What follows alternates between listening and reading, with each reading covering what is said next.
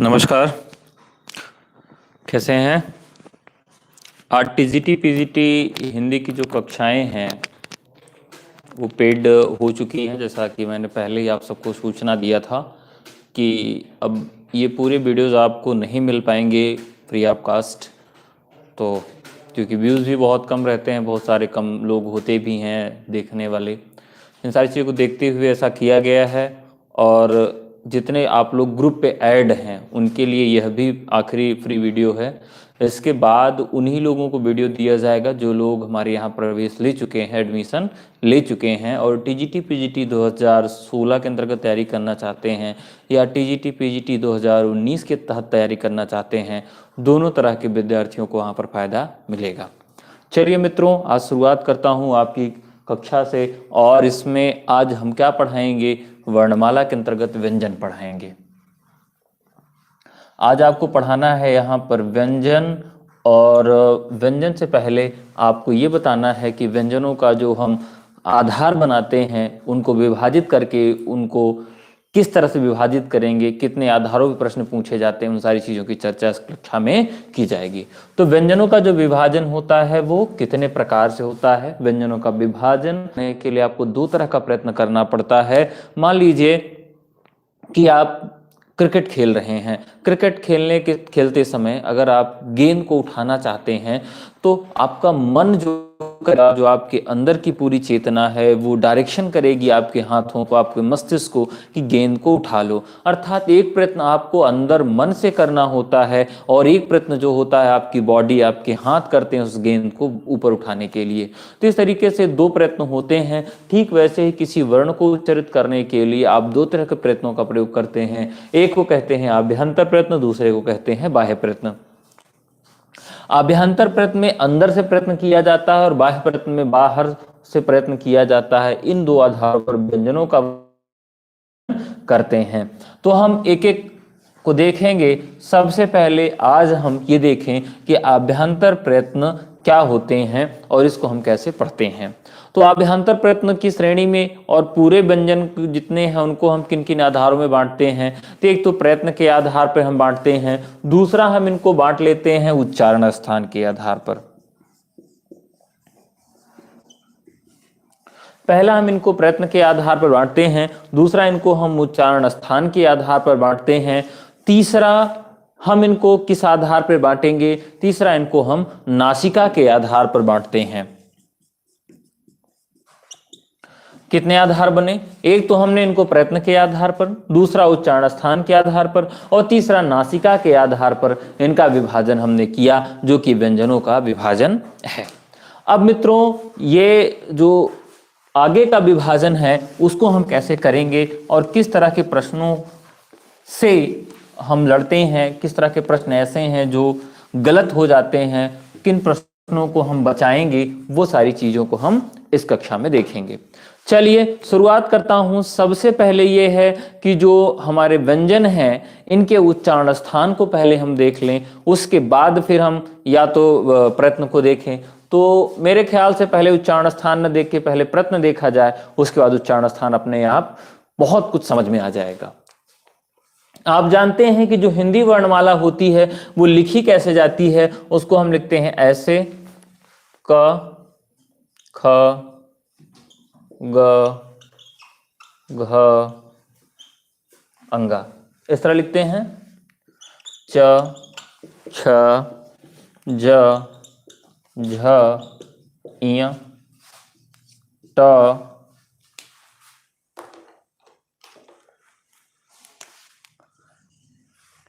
ठ,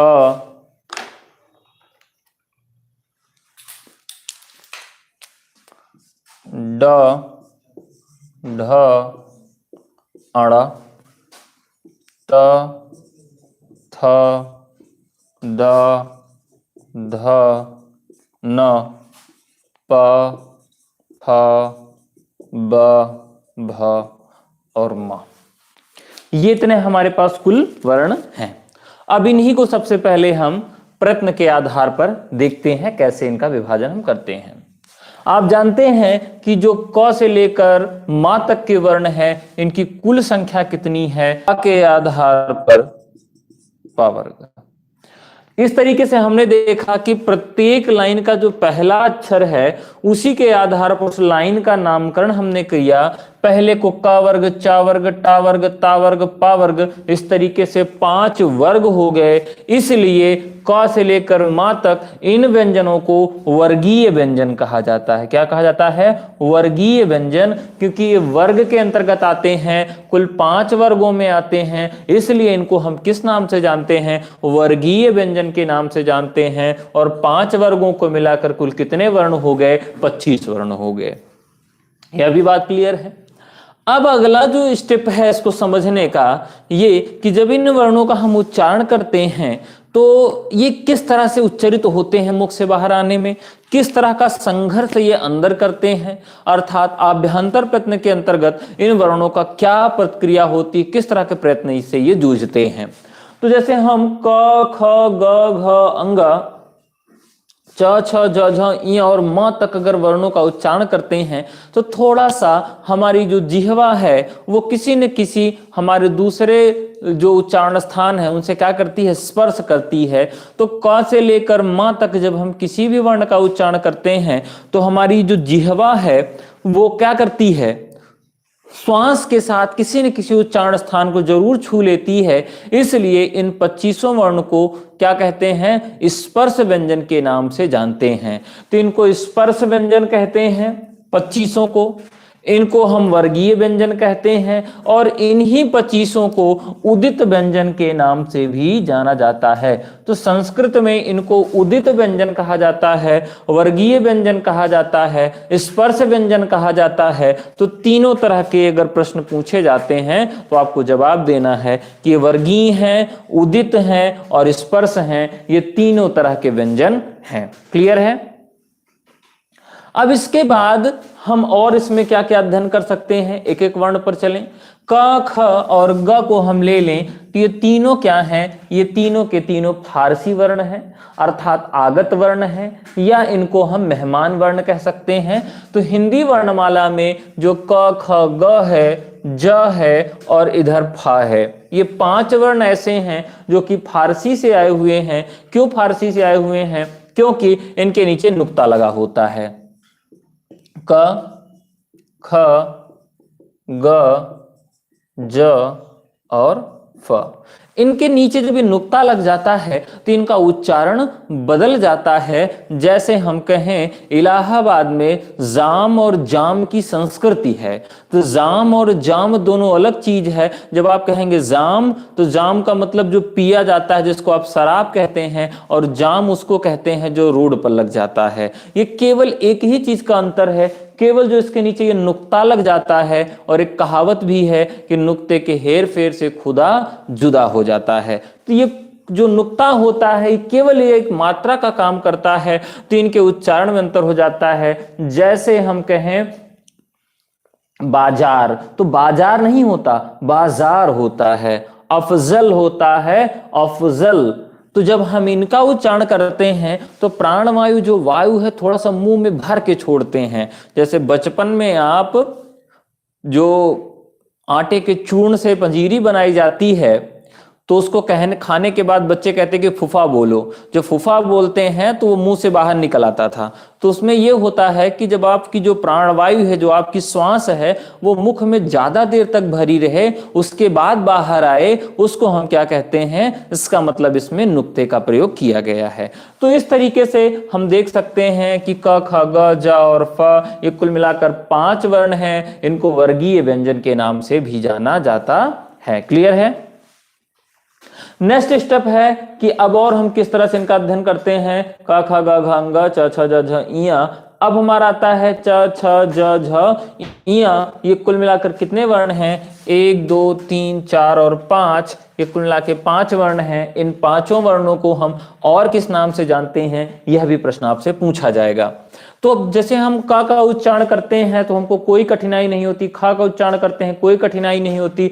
लेकिन जब हम च, छ, ज झ, इन सब का उच्चारण करते हैं तो हमको सीधे सीधे ये देखने को मिलता है कि अधिक संघर्ष करना पड़ रहा है। जैसे का बोले तो बहुत आसानी से बोल देते हैं, लेकिन च, छ, ज, झ मतलब अधिक संघर्ष करना पड़ रहा है, इसलिए इनको संघर्षी व्यंजन भी कहा जाता है। तो झ तक की स्थिति जो है च, छ, ज, झ, केवल इन 4 वर्णों को संघर्षी व्यंजन भी कहा जाता है। तो संघर्षी व्यंजन इनको क्यों कहा जाता है, यह भी एक प्रश्न उठता है, क्योंकि इनके उच्चारण में संघर्ष करना पड़ता है। लेकिन इनकी एक विशेषता और है, क्या है? स्पर्श। तो च, छ, ज, झ, इया को स्पर्श संघर्षी व्यंजन के नाम से जाना जाता है। तो आपसे प्रश्न पूछा जाएगा कि हिंदी वर्णमाला में स्पर्श संघर्षी व्यंजनों की संख्या कितनी है, तो आप कहेंगे 4 है, च, छ, ज, झ। और अब हम देखें कि जो पंचमाक्षर हैं, 5वें वर्ण कौन कौन से हैं? अंगा, इया, अड़ा, न और म, इनको पंचमाक्षर कहा जाता है। इनको नासिक के व्यंजन कहा जाता है, क्योंकि इनका उच्चारण जो होता है वो नासिका से होता है, इसलिए इनको नासिक भी कहा जाता है। फिर आगे आपका कौन कौन सा वर्ण आता है? झ।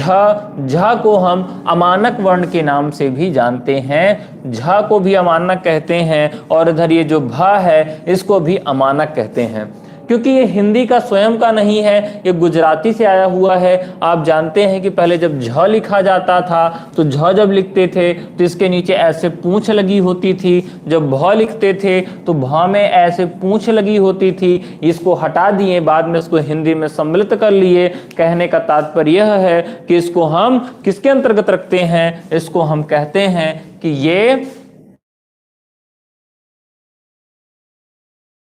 तो 2 हमारे यहाँ मानक वर्ण हैं, एक झ है और दूसरा क्या है? भ है। इन दोनों को हम अमानक वर्ण के नाम से जानते हैं।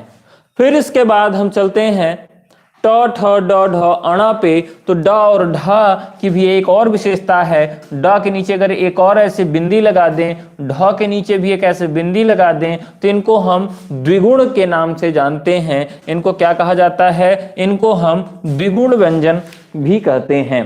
द्विगुण कहने का तात्पर्य है कि इनके 2-2 गुण हैं। 2 गुण कहने का मतलब क्या है कि इनका प्रयोग हम 2 तरीके से कहते हैं। इसको हम द्विगुण व्यंजन कहते हैं, इनको हम और कहते हैं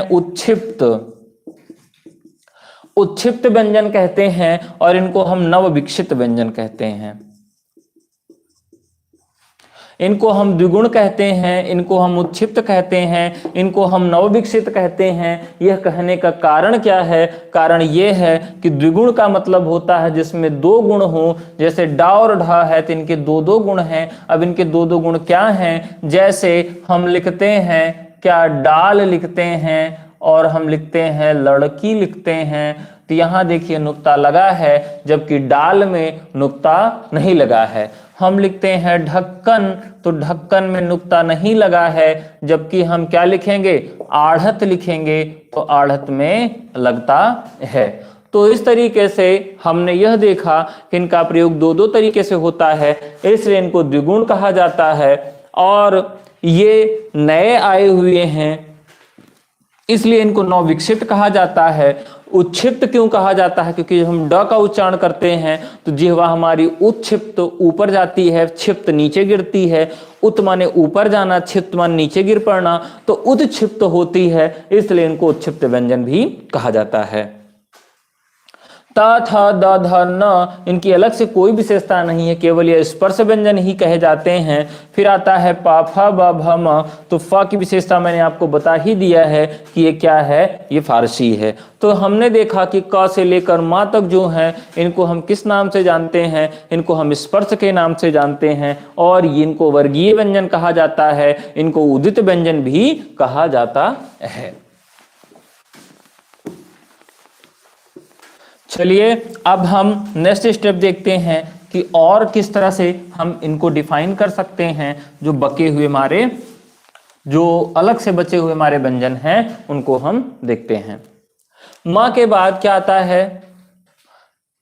य, र, ल, व, श, श, स, ह।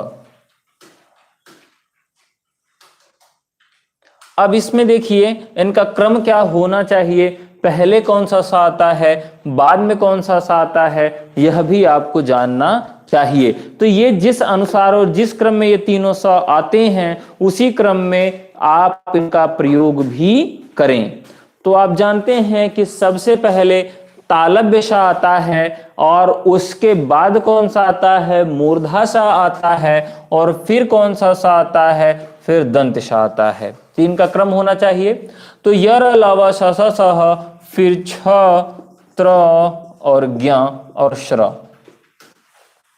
इतने हमारे कुल वर्ण हैं। तो य र लावा को क्या कहा जाता है, इनको हम अंतस्थ व्यंजन के नाम से जानते हैं। अंतस्थ क्यों कहते हैं, क्योंकि जब इनका उच्चारण करते हैं तो अंतस्थल हृदय से इनकी प्राणवायु स्वयं निकलती है, पूरी वायु जो है सीधा फेफड़ों से निकलती है और आधी वायु अंदर ही अस्त हो जाती है, अर्थात यह बोलते हैं तो गले तक आके थोड़ी सी लौट जाती है अंदर की तरफ, इसलिए इनको अंतस्थ कहा जाता है। और ये कुल 1 हैं, 2 हैं, 3 हैं, 4 हैं। अंतस्थ व्यंजनों की संख्या 4 है, लेकिन 4 में और किस तरह के वर्ण हैं, य और व, जिनको हम अर्धस्वर के नाम से भी जानते हैं। अर्धस्वर इनको क्यों कहा जाता है, अर्धस्वर कहे जाने का सबसे बड़ा कारण यह है कि य और व जो दो व्यंजन हैं इनके प्रयोग हम दो तरीके से करते हैं। जैसे जहां जहां पर या का प्रयोग होता है वहां वहां पर हम स्वर का प्रयोग कर सकते हैं। जैसे मिठाई, मिठाई में या में बड़ी की मात्रा लगी है, लेकिन हम चाहें तो इस तरह से भी इसको हम लिख सकते हैं, अर्थात ई में हम बड़ी की मात्रा लगा दें तब भी यह काम हो सकता है।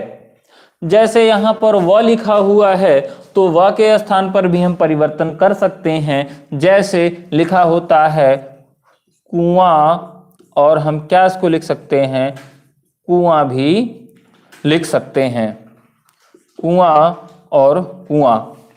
यहां हम वा के स्थान पर अ लिख सकते हैं, या के स्थान पर ई लिख सकते हैं। अर्थात ये कहा गया हिंदी में कि जहां जहां पर आधे स्वर लिखे गए हैं वहां वहां पर उसके समकक्ष पूर्ण स्वरों का प्रयोग हम कर सकते हैं। संस्कृत में अगर हम जाएं तो वहां अर्ध स्वरों की संख्या 4 होती है। इन चारों को अर्धस्वर कहा जाता है। इनको अर्धस्वर कहे जाने का कारण सबसे बड़ा है कि इनके तरह के और भी वर्ण हैं। जैसे य के स्थान पर हम ई का प्रयोग कर देते हैं, र के स्थान पर हम री का प्रयोग कर देते हैं, री का प्रयोग यहाँ कर देते हैं, और व के स्थान पर ऊ का प्रयोग कर देते हैं। जब आपको मैं संधि पढ़ाऊंगा तो ई का या, ऊ का व, री का र, री का ल हो जाता है यण संधि में। तो यण इसीलिए इसको कहा जाता है, सबसे बड़ा कारण इसका यही है। फिर इसके बाद आपका आता है तीनों सा और ह। इसको किस नाम से जानते हैं, इसको हम ऊष्म व्यंजन के नाम से जानते हैं। थोड़ी सी स्पीड ज्यादा है, कारण यह है मित्रों क्योंकि समय बहुत कम बचा हुआ है। पीजीटी तो टारगेट करके नहीं पढ़ा सकते, लेकिन टीजीटी पूरा टारगेट में है और समय से पहले कोर्स खत्म करूंगा मैं, और टेस्ट सीरीज और रिवीजन भी करवाऊंगा। तो ऊष्म व्यंजन है, ऊष्म व्यंजनों की संख्या कितनी होती है, 1 2 3 4 होती है। जी हाँ, ऊष्म व्यंजनों की संख्या कितनी है, तीनों स और ह। अब इसमें इनको ऊष्म क्यों कहा जाता है, ऊष्म माने होता है ऊष्मा। ऊष्मा क्या होती है, गर्म होती है। अर्थात इन वर्णों का जब उच्चारण करते हैं तो हमारी प्राणवायु जो हमारी श्वास है वो गर्म निकलती है। आप चाहें तो इनका उच्चारण अपने सामने कर सकते हैं। तो तीनों सा और ह ये ऊष्म व्यंजन के अंतर्गत आते हैं। अब हमारा जो बचता है इसके बाद का दूसरा प्रश्न ये यहाँ से पूछा जाता है कि ऊष्म संघर्षी व्यंजन कौन कौन से हैं। तो ऊष्म संघर्षी व्यंजन केवल 3 होते हैं। इसके पहले मैंने स्पर्श संघर्षी बताया था जिनकी संख्या 4 थी। अभी पूछ रहा हूं ऊष्म संघर्षी व्यंजनों की संख्या कितनी है। तो ऊष्म संघर्षी व्यंजनों की संख्या 3 है। तीनों सा, तालव्य सा, दंत्य सा और मूर्धन्य सा, ये ऊष्म संघर्षी व्यंजन है। और इनकी संख्या कितनी होती है, इनकी संख्या 3 होती है। यह भी बहुत ही महत्वपूर्ण है। और किस लिए महत्वपूर्ण है, क्योंकि यहाँ से प्रश्न आपके पूछे जाते हैं। अब इसके बाद मित्रों ह आता है। ह से भी संबंधित प्रश्न पूछे जाते हैं। तो ह को और हम किस नाम से जानते हैं, ह को हम स्वर यंत्र मुखी के नाम से जानते हैं। इनको हम स्वर यंत्र मुखी कहते हैं। क्लियर है। हा को हम स्वर यंत्रमुखी के नाम से जानते हैं और तीनों सा को हम ऊष्म संघर्षी के नाम से जानते हैं और ये बहुत ही महत्वपूर्ण है। फिर इसके बाद आता है हमारा छ, त्रंग्या और श्र। छ को हम किस नाम से जानते हैं? ये संयुक्त व्यंजन है और ये किससे किससे मिलकर बना है, यह प्रश्न आपसे पूछा जाता है। तो जो छ हमारा है वो क से और श से मिलकर बना है, तो याद रखिएगा क हलंत रहेगा। त्र किससे मिला है? ता और र से मिलकर बना है, ता हलंत होगा। ज्ञा किससे मिलकर बना है? जा और इया से मिलकर बना है, तो ज हलंत होगा। स्र किससे मिलकर बना है? तो स्र मिलकर बना है, तालव्य श हलंत और र से मिला है। तो ये आपने देखा कि छ, त्रंग्या और स्र ये कुल मिलाकर किस तरह के वर्ण हैं जो हमारे साथ हैं। तो छ, त्रंग्या और श्र ये हमारे महत्वपूर्ण संयुक्त व्यंजन हैं जिनकी संख्या होती है 4।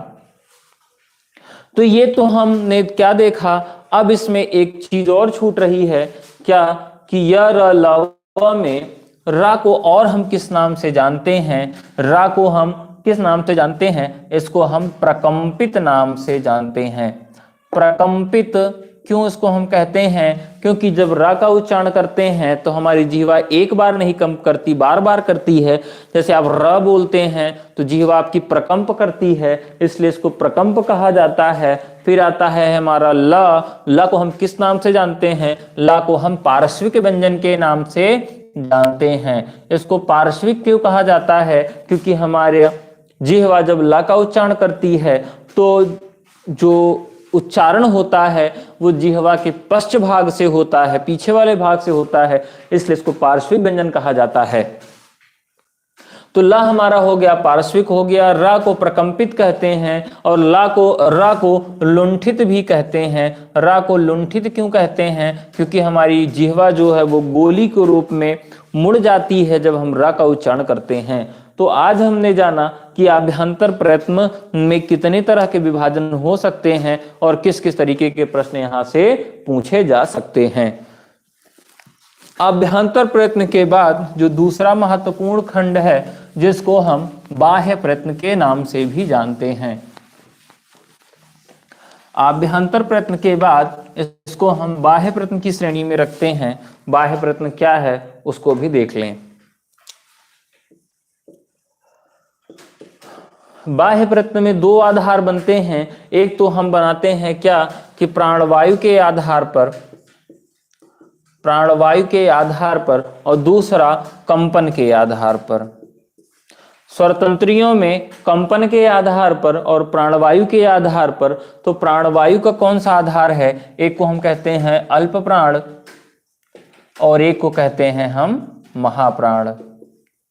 और कंपन के आधार पर एक को कहते हैं हम अघोष और एक को कहते हैं हम सघोष। तो अघोष, सघोष, अल्प प्राण और महाप्राण ये विभाजन हो जाता है बाह्य प्रयत्नों में। और बाह्य प्रयत्नों में एक एक को हम अलग अलग से देखते हैं। तो सबसे पहले हम देख ले अल्प प्राण और महाप्राण।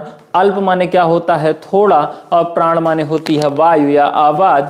जिन वर्णों के बोलने में, उच्चारण करने में सबसे कम प्राणवायु, न्यूनतम प्राणवायु, कम समय लगे उसको अल्प प्राण की श्रेणी में रखा गया है। और अल्प प्राण के अंतर्गत कौन कौन से वर्ण आते हैं यह भी प्रश्न आपसे पूछा जाता है।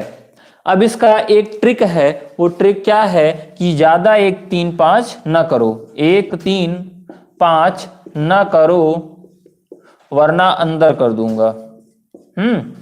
तो 1 3 5 का मतलब क्या हो गया? प्रत्येक वर्ग का पहला वर्ण, प्रत्येक वर्ग का तीसरा वर्ण और प्रत्येक वर्ग का पांचवा वर्ण, और अंदर कर दूंगा मतलब अंतस्थ वर्ण। अंतस्थ कौन से हैं? य, र, ल, व।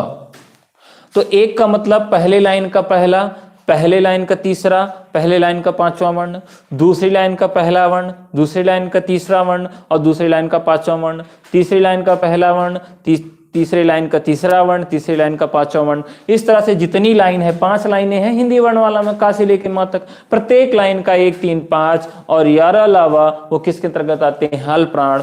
तो कहते हैं कम बोलो। कम बोलो का मतलब अल्प प्राण। कम बोलो, 1 3 5 न करो, अंदर कर दूंगा। तो कम बोलो मतलब अल्प प्राण, और 1 3 5 का मतलब प्रत्येक वर्ग का पहला तीसरा पांचवा वर्ण, और अंदर का मतलब अंतस्थ वर्ण या र ल व। अब इसके बाद जो हमारा दूसरा बचता है जिसको हम कहते हैं महाप्राण, जिसके उच्चारण में हमें अधिक प्राणवायु की आवश्यकता पड़ती है, इन वर्णों को हम महाप्राण की श्रेणी में रखते हैं। और इसमें हम किसको रखते हैं, इसमें प्रत्येक, इसको हम कहते हैं 24 साले ना। तो 24 साले का मतलब यह है कि 2 4 प्रत्येक वर्ण का दूसरा वर्ण, प्रत्येक लाइन का दूसरा वर्ण, प्रत्येक लाइन का चौथा वर्ण, और तीनों सा और हा, तीनों सा और हा। इसको हम सल प्रत्याहार के अंतर्गत रखते हैं तो संस्कृत में, लेकिन यहां इतना ही जानिए कि 2 4 और ऊष्म, 2 4 ऊष्म किसके अंतर्गत आ जाएगा, ये 2 4 ऊष्म वर्ण जो हैं इसके अंतर्गत हमारा आ जाएगा क्या, महाप्राण। तो 2 4 ऊष्म किसके अंतर्गत आया, महाप्राण के अंतर्गत। तो हमने ये देखा कि ह किस तरह का वर्ण है, ह महाप्राण वर्ण है, और इससे सबसे अधिक प्रश्न आपके यहां पूछे जाते हैं।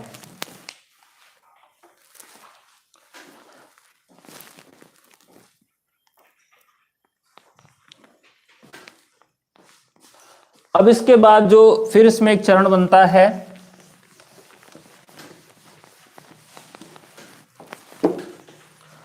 अल्पप्राण महाप्राण हो गया। अघोष और सघोष का, स्वर तंत्रियों में जब कंपन के आधार पर इसको हम देखते हैं तो इसको अघोष और सघोष में बांटते हैं। तो अघोष और सघोष जब हम बांटेंगे तब देखिए इनकी स्थिति क्या होती है। अघोष का मतलब है कि जब हम स्वर तंत्रियों में कंपन न करें, अर्थात जो न्यूनतम कंपन होता है, न्यूनतम झंकार होती है, ऐसे को हम अघोष कहते हैं। और इसके अंतर्गत आता है 1 2 और सकार। 1 2 सकार, 1 का मतलब प्रत्येक वर्ग का पहला वर्ण, प्रत्येक वर्ग का दूसरा वर्ण, और सकार का मतलब तालव्य, दंत्य और मूर्धा। तीनों सा और 1 2 वर्ण किसके अंतर्गत आ जाते हैं, अघोष के अंतर्गत आ जाते हैं। ये बहुत ही महत्वपूर्ण खंड है। और इसके बाद क्या बचता है, जो दूसरा हमारा बचता है सघोष, उसमें हमारा क्या होता है, 1 3 5, 1 3 5, प्रत्येक वर्ग का पहला तीसरा और पांचवा वर्ण जो होता है वो सघोष में होता है। जी नहीं, अब इसको हम छोड़ देंगे, पहला दूसरा हमने ले लिया तो इसमें हम कितना लेंगे, 3 लेंगे, 4 लेंगे और 5 लेंगे। तो क्या होगा, अघोष में हमने पहला और दूसरा वर्ण लिया, लेकिन सघोष में हमने क्या लिया, केवल तीसरा लिया, चौथा लिया और पांचवा लिया। अर्थात प्रत्येक लाइन का तीसरा वर्ण, प्रत्येक लाइन का चौथा वर्ण और प्रत्येक लाइन का जो पांचवा वर्ण है वो किसके अंतर्गत आता है, वो आता है सघोष के अंतर्गत। और क्या इसमें बच रहा है, वो बच रहा है य र ल व ह, य र ल व ह। यह भी क्या है, सघोष व्यंजन है। तो हमने जाना कि सघोष भी है और ये महाप्राण भी है, तो ये आपको याद रखना होगा। तो सघोष व्यंजनों की श्रेणी में या र ल व ह आएगा, वर्गों का तीसरा चौथा पांचवा वर्ण आएगा, और ये बहुत ही महत्वपूर्ण प्रश्न है। ठीक है, चलिए अब आगे बढ़ते हैं। तो आगे जैसे और सघोष व्यंजनों के अंतर्गत कौन कौन से हमारे हैं, अघोष हो गया, सघोष हो गया, हमने अल्पप्राण जान लिया, हमने महाप्राण जान लिया। नासिक क्या है कि केवल हमारे यहाँ 5 वर्ण नासिक होते हैं, उसके बाद सब क्या है, मौखिक हैं। अंग, य, अण, न, म, ये हमारे नासिक हैं, बाकी सब हमारे मौखिक व्यंजन हैं। तो मित्रों ये तो रहा आपका आज की क्लास। अब इसमें बचता है उच्चारण स्थान। तो उच्चारण स्थान पर एक वीडियो हो सकता है मैं शाम को बना के दे दूं, और केवल ये सूचना है कि अगर अभी तक आपने एडमिशन नहीं लिया है तो एडमिशन ले लीजिए। जैसे आप लोग एडमिशन ले लेते हैं, बहुत सारे बच्चों ने एडमिशन ले लिया है, तो उन सबको पेड कक्षाएं दी जाएंगी और आप सबको फ्री ऑफ कक्षाएं अब नहीं मिल पाएंगी। तो मित्रों पूरा वीडियो देखने के लिए आप सबका धन्यवाद। नमस्कार।